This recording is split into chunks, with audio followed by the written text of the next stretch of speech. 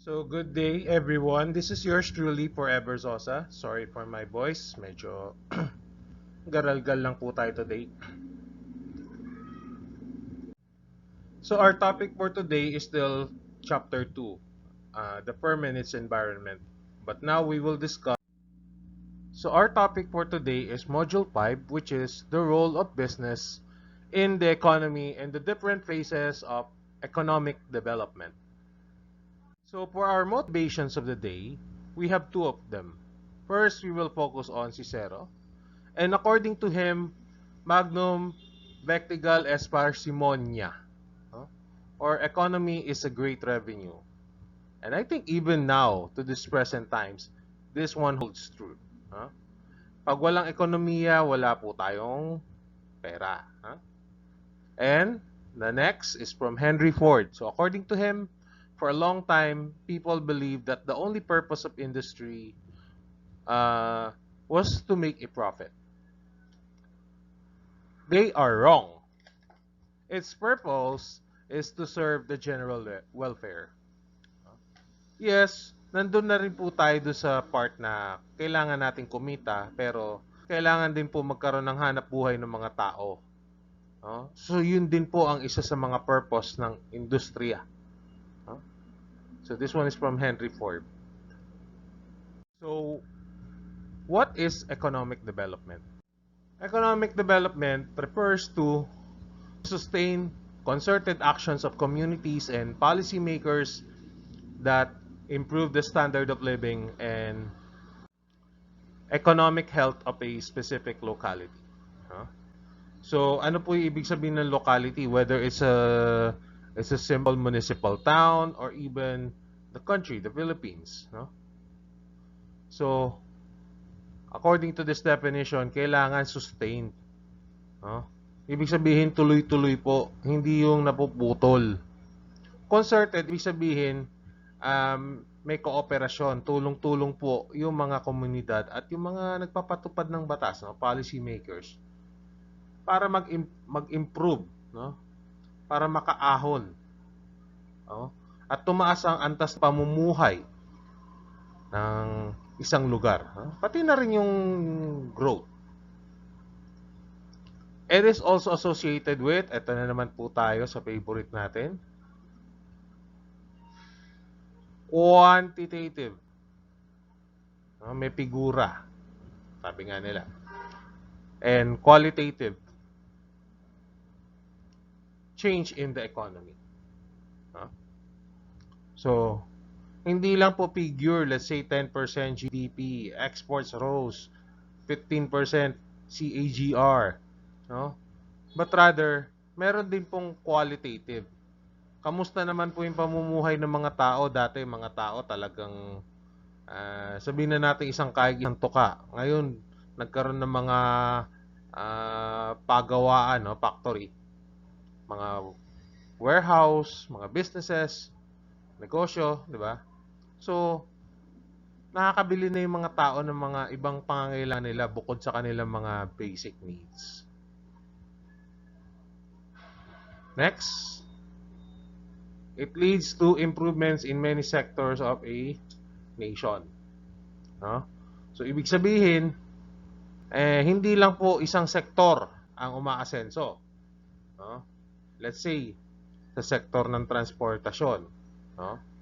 So, yung sektor ng transportasyon, pag nag-i-improve po yun, ibig sabihin, dumadami rin po ang mga trabaho. No? Katulad sa mga restaurant, dumadami ang mga restaurant. Dumadami yung mga food suppliers, mga service suppliers, service providers, at kung ano-ano pa. No? At kailangan balanse din po ang mga improvements. Hindi po pwedeng lahat puro sa agrikultura. Next is the Human Development Index, no? HDI, kung tawagin nga ng iba. Ito yung pinaka-accurate na pamamaraan, no? Para masukat yung itong pinag-aaralan natin today, which is economic development. Yan ang isa sa mga pamamaraan. No? So, sir, paano yung paraan na yun? hindi po dito sa subject na yun ang focus, no? So, ang pino-focus natin na part dito is the human aspect, no? Rather than the formula itself or how the methodology, no? It includes, no, ito na lang ang i-describe natin. Ano ba yung mga saklaw, no? The literacy rates. So, ilang mga tao, ilang porsyento ng populasyon ang nakakabasa at nakakapagsulat, no?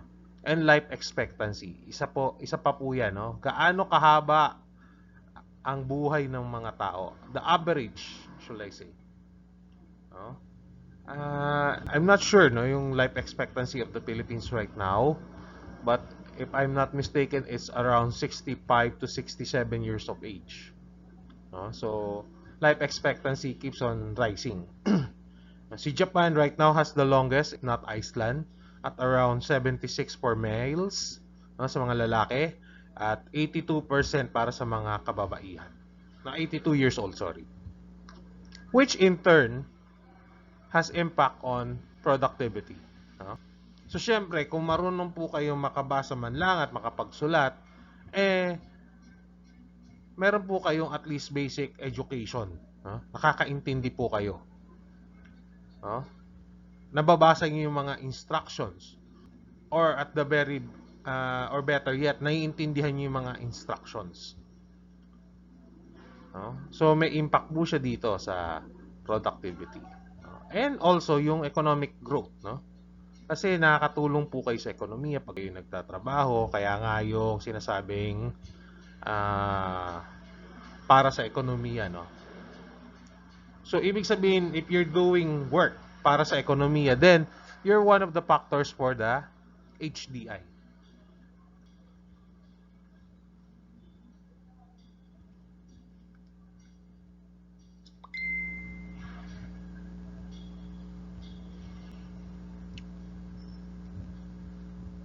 So, the following are indicators of economic development. First, you have job creation. Ibig sabihin, nakakagawa po kayo ng trabaho. Hindi po gawa-gawang trabaho, no? Iba po yung gawa-gawang trabaho. Kundi gumagawa po tayo ng trabaho as businesses. So these economic activities increase people's income. No? Ito malaking importansya to sa pamumuhay ng mga tao, no? Income.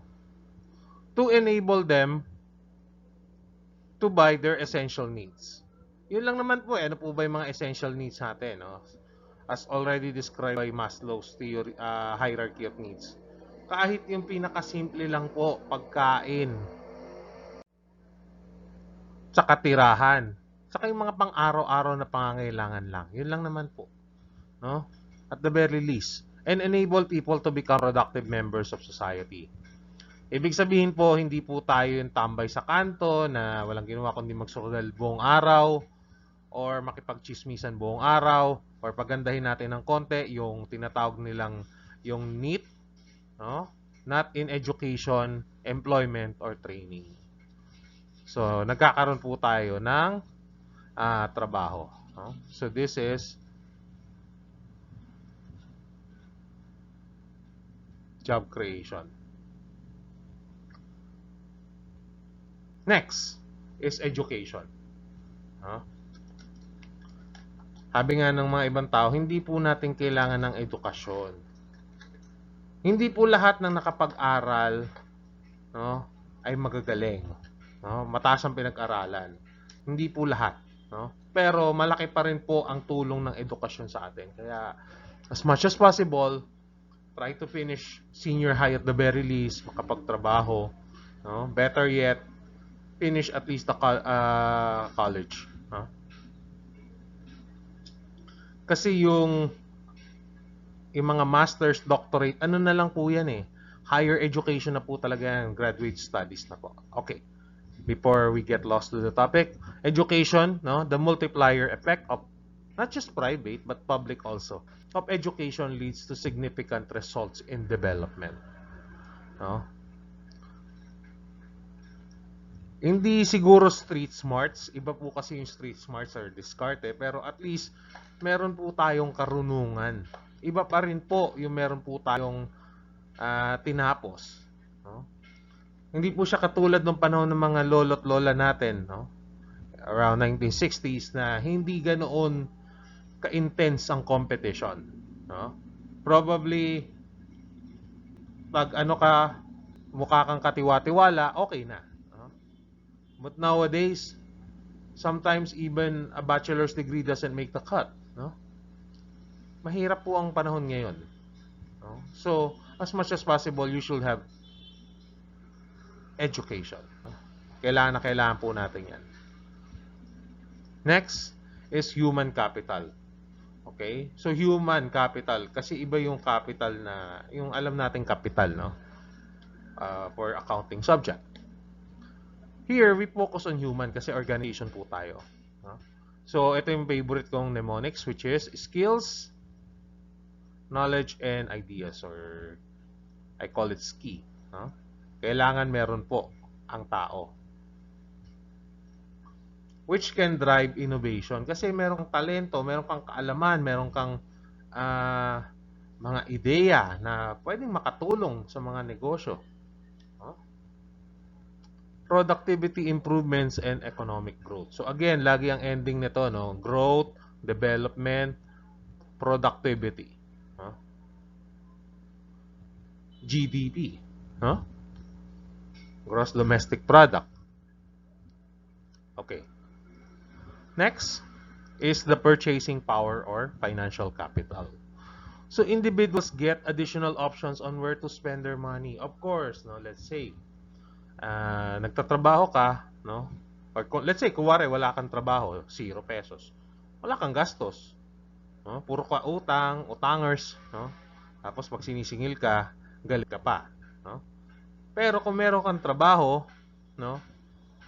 Hindi ka lang sumisweldo, nakakatulong ka sa pamilya mo, but rather, gumagastos ka rin eh. No? Nagko-consume ka ng mga products. You help businesses in one way or another. No?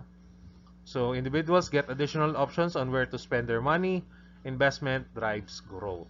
No? So, paikot ng pera. Bumabalik yung pera dun sa gumawa ng negosyo. Then, they can further expand their businesses. On the other hand, kung ikaw naman ay sumisweldo, makapag-ipon ka ng kaunti, pwede ka magsimula ng iyong negosyo. No? Kung ano man yun, whether sari-sari store, online business, or sideline, the possibilities are endless. So, tuloy pa rin po tayo. No? So, higher average incomes. Economic growth enables consumers to consume more goods, no? So yung nabanggit ko kanina, and enjoy better standards of living. For example, no, ako dati ang sweldo ko ay minimum wage earner po ako, no? So syempre, ang budget ko, no, yung sweldo ko nakatali sa budget. And then tumaas ng tumaas, no, unti-unti, naging sabihin na natin from kasi 10 years ago pa yun, no? So from less than 10,000 naging 11, no? Tumataas dahil tumataas yung minimum wage. Tapos naging minimum plus 1, minimum plus 2, minimum plus 3, minimum plus 5, and so on and so forth. So, kada taas dun, no? Nakakagastos ako ng mga ibang pangangailangan bukod dun sa basic needs. Pwede na akong makipag-date, pwede na akong kumain sa mas mamahaling restaurant, pwede akong bumili ng mga signature items, and so on and so forth. No? I'm not saying na ganun po ang gawin natin. No? Pero, syempre, pag tumataas yung income natin, parte na yun eh, na mapapagastos ka rin. Thus, leading to better standards of living. So, pwedeng siguro dati, yung bahay nyo, yung simpleng-simple lang, di ba? So, nagkaroon po kayo ng pera, nakabili po kayo na mas malaki or mas magandang bahay. Diba? Or, dati nagko-commute ka lang, na-promote ka, naging manager ka, then, if you have the financial capabilities, then why not buy a car? Diba? Next, lower unemployment. No? So, with higher output and positive economic growth, firms tend to employ more workers, creating more employment. So, paano natin nasabi yan? No? Remember, during COVID-19, nag-shrink ang economy natin. At ano po nangyari? Nagkaroon po tayo ng massive layoffs, nagkaroon po tayo ng mga retrenchment, maraming natanggal sa trabaho. No? Pero kung let's say, hindi nangyari si COVID-19, tuloy-tuloy rin po ang pag-araro, no? Pagsipa ng ekonomiya, baka lalo pa pong dumami ang mga trabaho na available. No? Of course, regardless sa scenario, meron pa rin pong unemployment eh. Normal naman po yun, pero at least you can minimize it. No? So, pag magandang ekonomiya, nami-minimize yung unemployment. Pero pag katulad ngayon, no, yung mga senaryong natin ngayon, medyo down ang economy, then wala rin naman pong choice yung mga businesses but to cut down costs. No? Next, lower government borrowing. No? So economic growth creates higher tax revenues and there is less need to spend money on benefits such as unemployment benefits. Therefore, economic growth helps to reduce government borrowing. No? So itong topic na to is very sabihin na nating akmang-akma ngayon, no, sa senaryo na nararanasan ng Pilipinas. No? People will blame lumalaki ang utang ng Pilipinas but they're not trying to explain bakit lumalaki. No? Especially for the critics of any administration of the government. No? So syempre, katulad ngayon, nagkaroon ng pandemic, ECQ, then nag-issue ng SAP, no? Tapos yung mga COVID-19 natin, yung mga PhilHealth for the swab test, for the yung mga kung ano pang expenses, di ba? So kung nagkakaroon ng better growth, nakakakolekta ng taxes, but the problem is most of the businesses during the pandemic closed. Therefore, hindi sila makakolekta ng efficient tax. No? Bumaba yung mga collection nila. Kaya ngayon, pinag-iinitan nila sila Jamil, yung mga Axie players, kasi sarado yung mga business. No? Yun nga, there's less need to spend money on benefits such as unemployment benefits. So yung mga natanggal sa trabaho, some of them apply for an SSS unemployment benefits, yung parang, hindi naman siya SAP, no? Pero ibang klase. Or kahit sa mga employed din, pwede pa rin silang umutang sa SSS or GSIS. So, kung merong economic growth, mababawasan yung pag-utang ng Pilipinas. But the counter-argument is that kahit nabawasan naman yan, kahit wala naman yung pandemic, is nangungutang pa rin ng gobyerno. Of course, nandyan pa rin yan eh, na they have to use it for other stuff, no? Such as infrastructure. No? Wag na po natin isama yung mga sanitary napkin na binili sa hardware or yung nawawalang PhilHealth budget, no? And next is improve public services. So, yun nga, in conjunction to number 3. No? Regardless, umuutang pa rin naman ng gobyerno para sa build for this administration. No? And this is one of the problems of the next administration, regardless kung sino man po siya. No? So, according to the definition here, higher economic growth leads to higher tax revenues. Proportional po sila. Hindi po pwedeng tumaas yung ekonomiya, no? Nagkaroon ng growth sa ekonomiya, bumaba yung tax revenues. No? Kwentong kutsero po yan. And this enables the government can spend more on public services. So yung, let's say, imbis na napunta sa SAP or kung ano pa man yung mga inutang ng gobyerno, napunta sana sa, eto na naman po tayo, no? Yung favorite natin, no, si Paring Duque, such as healthcare and education, DepEd, no? Sila yung mga medyo mainit ngayon sa mata ng mga tao, no? And not just healthcare and education but also infrastructure, no? Which can enable higher living standards. Kasi itong tatlo na to, no, they can tap, as previously mentioned, extend the life expectancy, give literacy to the people, no? Education, and then infrastructure, connect and tap the natural resources of the land and improve, no, economic growth on a certain area. No? Yan po ang effect. 4 pa lang po yung nabanggit ko. And number 5, protecting the environment. Uh, With higher economic growth, a society can devote more resources to promoting recycling and the use of renewable resources. So right now, ini-encourage sa Pilipinas ito, no? But mas nasusunod po ito sa mga first world countries, no? Especially sa Europe. Yung mga waste nila, no? Na re-recycle nila. Of course, hindi mo mare-recycle lahat yun, pero at least, at the very least, mga 70 to 80% man lang ang yield. No?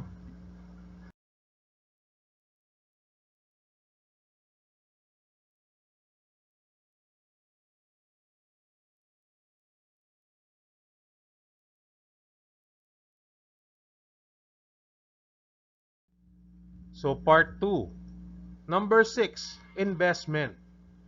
So, alam na natin ang investment na yan. Economic growth encourages firms to invest in order to meet future demand. No? So, syempre, pag investment is more about the future. No? Syempre, katulad niyan, manliligaw ka or ready ka tumanggap ng mga manliligaw. No?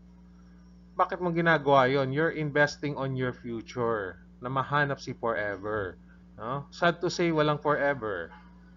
Sabi nung iba. Higher investment increases the scope for future economic growth. So, pag tumataas yung investment mo, mas lumalaki ang possibilities. Huh? Creating a virtuous cycle of economic growth and development. So, investment is in conjunction with economic growth. No? Tuloy-tuloy po yan. Invest, growth. Invest, growth. They go hand in hand. Hindi po pwedeng invest ka lang tapos walang growth. Or hindi pwedeng nag-growth ng walang investment. No? Nagnegosyo ka, tapos hindi ka nag-invest. No? Kahit na sabihin mo yung mga paninda mo ay ninakaw mo lang, nag-invest ka pa rin ng time and effort mo para magnakaw. No? Or kung kotong man yan, nag-invest ka pa rin ng mga talento mo sa pangungotong or pangungurakot or whatever. At ganun din po yan kahit sa legit. No? Kailangan mo pa rin ng investment. Mag-invest ka ng pera na just in case eto mangyayari sa akin, meron ako nakalaan. Next. Increase research and development. So sa Pilipinas, hindi masyadong na-utilize tong part na to, which is R&D. High economic growth leads to increased profitability for firms, enabling more spending on research and development. One of the reasons why hindi masyadong na-implement ang R&D is because most of our the conglomerates, no? Let's say multinational companies or global companies, so on and so forth, wala naman dito yung main office nila.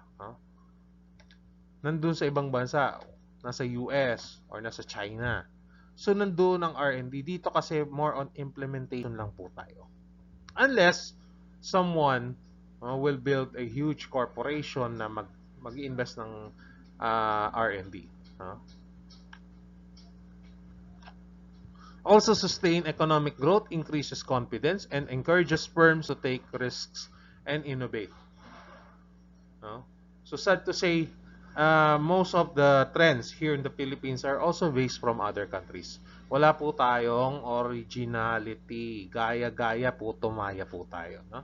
So, I hope someday there will be more R&D here in the Philippines. I think market research is one of the best forms of R&D right now. Pero sabihin mong mag-iimbento ka ng bagong product or improve some a different product, medyo masyadong impossible pa right now, or they decided not to do that. And number 8, economic development. The biggest factor for promoting economic development is sustained economic growth. Yun nga, no? So, kailangan tuloy-tuloy. Katulad niya, no? The entire Southeast Asia for the past decade, sabihin natin decade na, or maybe not just a decade, but the past 20 years is on a steamroll. Lahat sila, halos sabay-sabay tayo, magkaka-level lang po tayo. Lamang lang siguro ng konti yung iba. No? So, Naiiwan lang sa Southeast Asia right now is Laos and East Timor. Myanmar, no? Myanmar and East Timor. Myanmar kasi kakatapos lang nung coup, no? And East Timor is very small, no? Compared to the other neighbors. Pero si Thailand, no? Vietnam, Philippines, Indonesia, Malaysia, no? Nagaan yan. They're all jockeying for position, no? Dikit ang laban. So, sabihin mo ng photo finish. Though medyo lamang ng konti si Indonesia. Of course, Singapore is on a whole different level, no? Parang Hong Kong din yan eh. Okay. Economic growth in Southeast Asia over the past few decades yun nga, has played a major role in reducing absolute levels of poverty, increasing life expectancy. No, si Thailand, ang money spinner nila is the tourism, no? Philippines kasi medyo halo-halo, no? We're more onto the services, manufacturing. Vietnam also relying on tourism and manufacturing, no? So, halos pare-pareho lang naman po tayo kung tutusin. Si Indonesia kasi medyo malaki siya compared to the other countries mentioned, no? Si Laos developing also, no? Cambodia may suporta ng China. Medyo a notch lower po sila, but who knows, within 25 years baka sila naman ang sisipa, no? Sila naman ang roaring tigers of the Southeast Asian economy.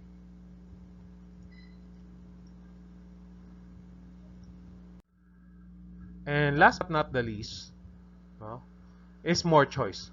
In less developed countries such as the Philippines, a large proportion of the population work in agriculture, no? Magsasaka.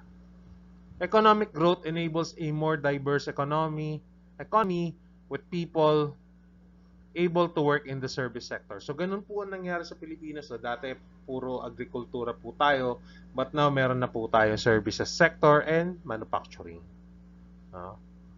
And because of that, nagkaroon po ng greater choice of lifestyles. Mas marami ng antas ng pamumuhay ang mga mamamayan ng Pilipinas.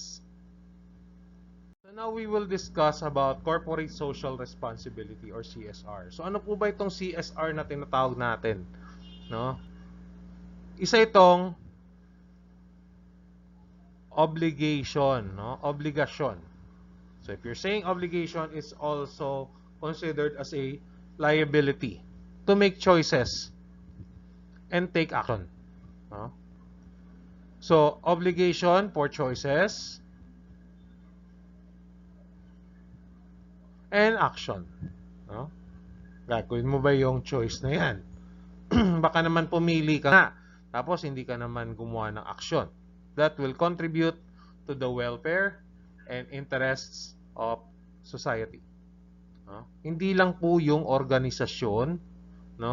Kundi kasama po ang society. Ano ba yung society sa Tagalog? Forgot it, no? So CSR is also distinguishing right from wrong and doing right, no? So, sir, parang nakakahilo yun. Ibig sabihin, alam dapat kung ano yung tama at mali, no? At alam yung tamang dapat gawin, no? Doing right, no? Tamang gawain is pang definition,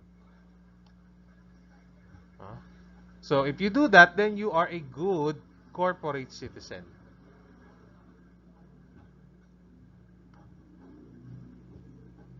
And last, no, etong problem kasi sa CSR, no, kahit anong aral po natin, medyo ano siya, medyo deep, no. It can be a difficult concept to grasp because different people have different beliefs, no? So dito po tayo nagkakatalo-talo, no. Ethics, no, abangan niyo na lang si ethics sa susunod na kabanata. People have different beliefs as to which actions improve society's welfare, no.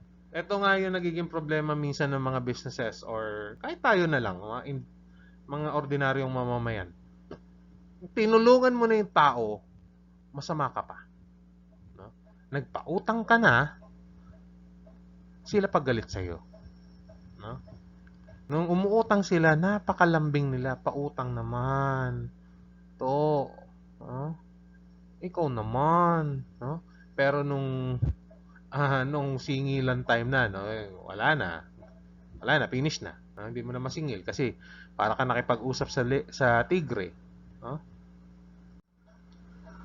Ganon din po sa CSR. Gumawa ka na ng mga CSR projects tapos meron ka pang criticism. Bakit hindi na lang ganito ginawa mo? No? Bakit hindi na lang ganyan? No? A good example, no, si Manny Pacquiao. Hindi ako nag-endorse ng candidate. No? Very odd kasi etong si Manny Pacquiao, alam naman po nating lahat na tumutulong po yan sa mga mamamayan na nangangailangan. No? He helps. Actually, tuwing nananalo siya or even matalo, no, nagbibigay po siya ng mga papremyo. No? Marami rin po siyang natulungan sa lugar nila. No? And maybe not just sa lugar nila but all over the Philippines. No? But pag talagang merong intensyon ng tao na kainggitan ka, no, gagawa sila ng kaparaanan para tirahin ka. Sabihin nila, oh, tumutulong nga yan sa mahihirap, pero tignan mo naman yung damit ng asawa niya. 1 million.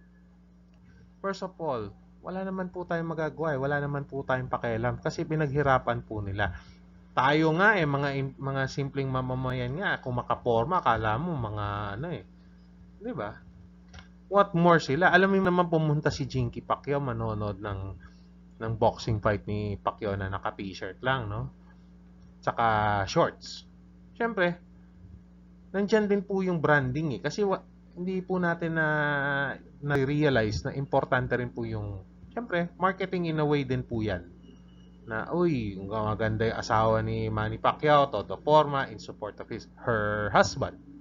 No? Isipin mo na lang kung si Jinky Pacquiao yun nga, umatay na t-shirt lang o naka-duster.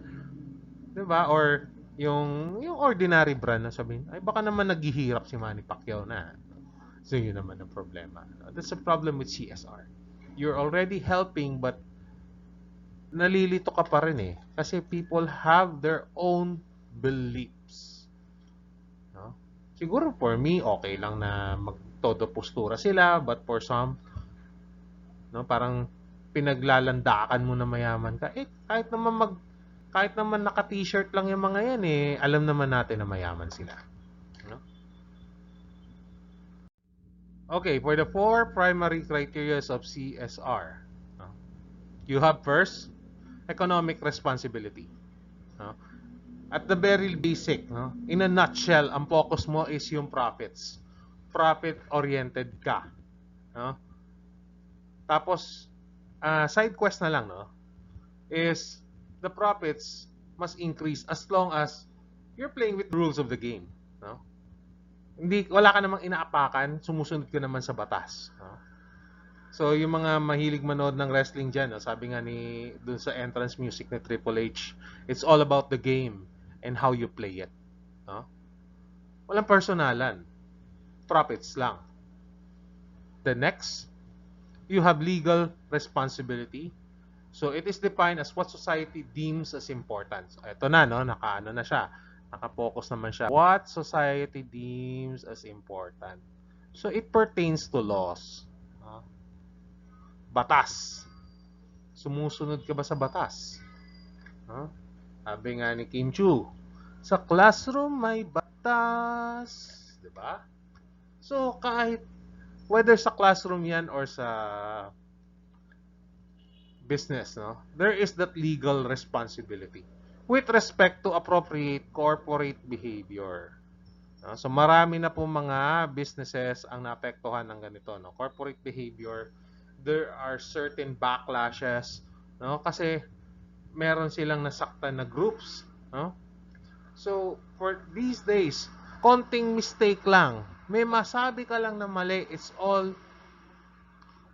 on record. No? What if halimbawa nag-criticize ako sa sobrang galit ko, may criticize ako na isang grupo, no? And I isolated them at sinabi ko si ganito ay ganyan. what will happen? Huh? Imagine, baka tomorrow tanggal na po ako dito sa pinapasukan ko. No? At hindi lang yon, hindi lang akong kasali sa kwento, kundi yung corporation or yung entity itself, apektado rin po sila. No? Parang sasabihin, kasi kayo tumanggap kayo ng ganyang tao or sinusuportahan niyo yung ganyang pananaw, bla bla bla. No? So this one is by, medyo mahirap i-pronounce, no? Zbachkowski. So lumang-luma na yan, but still, until now, very useful pa rin yung definition niya. Next. Ito yung pinakamahaba sa lahat. Bakit? No? Just because it's legal doesn't mean it's ethical. No? So, magse-segue lang tayo ng konti. Sa laws natin, no? Pag nahuli mo ang iyong asawa, ito yung keyword, asawa, not partner. Kasi yung iba yung partner, parang nagsasama kayo. Iba yun.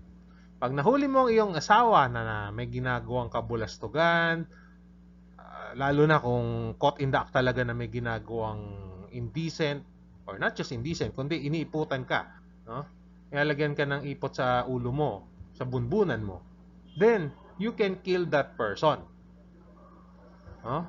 Tayo lang ang may ganung batas because they considered it as crime of passion. No? Siguro nga, no? 99.9% of the time na pag nahuli mo ang asawa mo na may ginagawang kalokohan, and there's a huge chance that you may kill him or her in your act, no? Sa sobrang galit na nandilim ang paningin, sabi nga nila. But is it ethical? It's legal, yes. It is all right with the law. Okay sa batas na mapatay mo yung asawa mo, but is it ethical?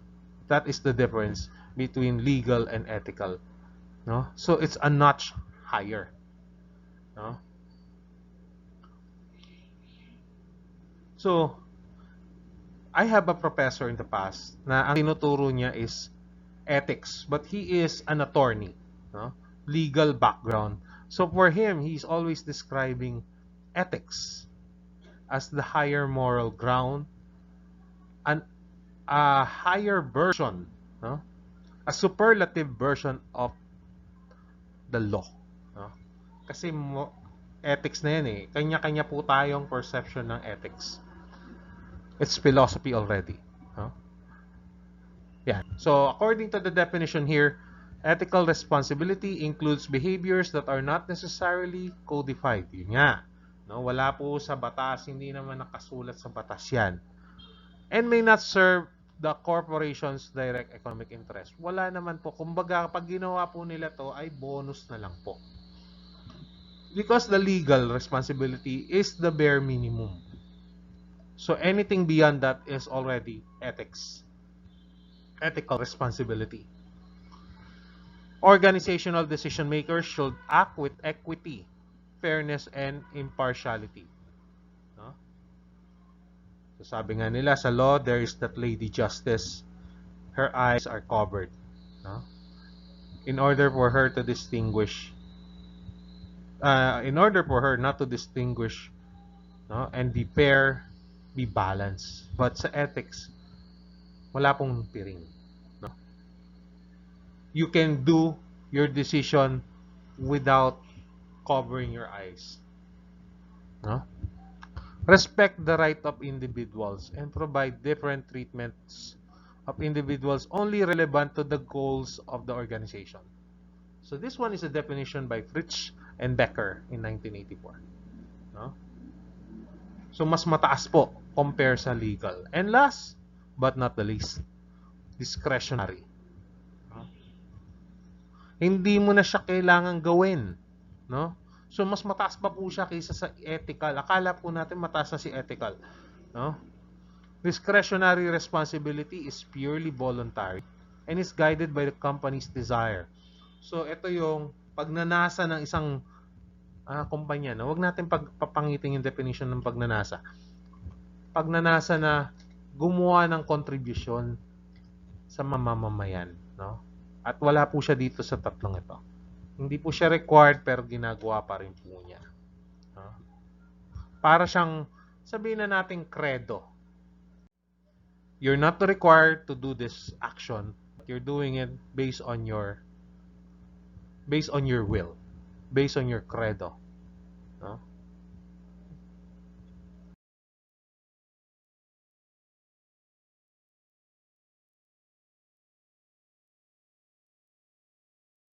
So on the previous slide, medyo naging heart to heart yung topic natin. No? Medyo maraming kiyaw-kiyaw, but ito yung pinaka-summary. No? Economic responsibility, siyempre, no? Be profitable. Legal, sunod ka sa batas. No? Ethical, do what is right. The problem with do what is right or be ethical is, yun nga, kanya-kanya po tayong pananaw. No? Avoid harm na. At the very least, avoid harm. And then discretionary at the top of the pyramid, contribute to the community. Give back. No? And be a good global corporate citizen. But for me, being good is not enough. No? Be always better. And being better is not good enough. Be the best. So this is Carol's model of CSR. Okay, here are numerous ways by which Philippine companies practice CSR. No? So ito yung mga madalas natin makita. No? Free medical and dental services, no? Sa mga may hirap na komunidad, yun nga, no? Yung mga linis, naglilinis ng creek, no? Or yung nagtatayo ng bahay, no? Tournaments, mga usual yan eh. Complying, ito, no? Ito yung pinaka-mandatory sa lahat, no? Ng CSR. Responding to consumers' feedback. Ito, no? Hindi naman siya required, pero ito yung isa sa mga key success factors ng isang business, no? Para malaman mo kung saan ka nagkakamali, anong pwede mong gawing improvements on your products and services. Okay? Ito medyo mahirap gawin kasi to, no? Environmental na kasi. So this one is more of ethical and legal as well. Using production methods that do not pollute the environment nor harm the health of the people. Maraming sumbong sa yung mga let's say sa Rapid po na yun nga nagpo-pollute yung factory, no? Ito mahirap kasi ring sundin to. And adopting energy conservation measures within the company. So kami, no, sa pinapasukan namin opisina, pagdating ng 6 noon, hindi yung ngayon. Dati kong pinapasukang company, 6 o'clock patay na lahat ng aircon. Though 7:30 pang uwian namin, no? And then during lunchtime, lights out, lights off, no? Yan. Ito yung definition ng sustainability, no? Economic development that generates wealth and meets the needs of the current generation. So, underline lang natin. Generates wealth. No? So, nagbibigay ng pera, pera, pera, pera lang yan. No? And meets the needs of the current generation. Pangangailangan ng mga tao. And then, another keyword. While preserving the environment and society. Kasi kailangan sustainable nga eh, sustainability. So, ibig sabihin, kung nag-generate ka ng wealth at nabigay mo yung pangailangan ng kasalukuyang henerasyon, pero susunod naman, wala na, that's not sustainability. So, nasa gitna siya. As you can see, you have the environmental, you have the society, and you have economics. Gitna siya. No? Pasok na pasok siya doon sa Venn diagram. So, ito po si